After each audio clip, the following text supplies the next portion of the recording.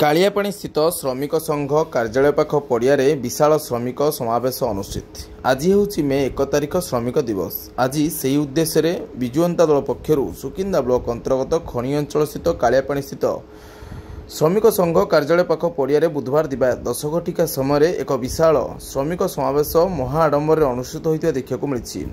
आज विशेष कार्यक्रम में स्थानीय जनप्रतिनिधि सहित स्थानीय अंचल बहु श्रमिक युव नेता महिला कर्मी माने विपुल संख्यार जोगदेइथिबा बेले मुख्य अतिथि भाव सांसद शर्मिष्ठा सेठी, सम्मानित अतिथि भाव मंत्री इंजीनियर प्रीतिरंजन घड़ाई जोगदे श्रमिक और कर्मी मानकु उत्साहित करथिबा देखा मिली।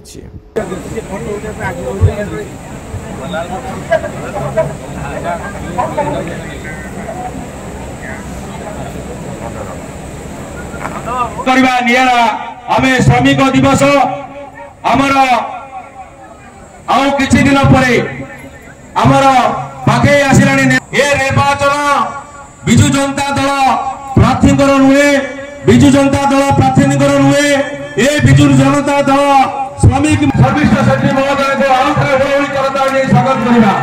से श्रमिक मानकर मंच रे अछन्ते अन्य मंच सिंह अतिथि वृंद एवं मंच सामने समस्त खनि अंचल समस्त पीआरआई मेंबर महिला माने विभिन्न फल आसुवा श्रमिक श्रम करती ना 12 घंटा काम करती।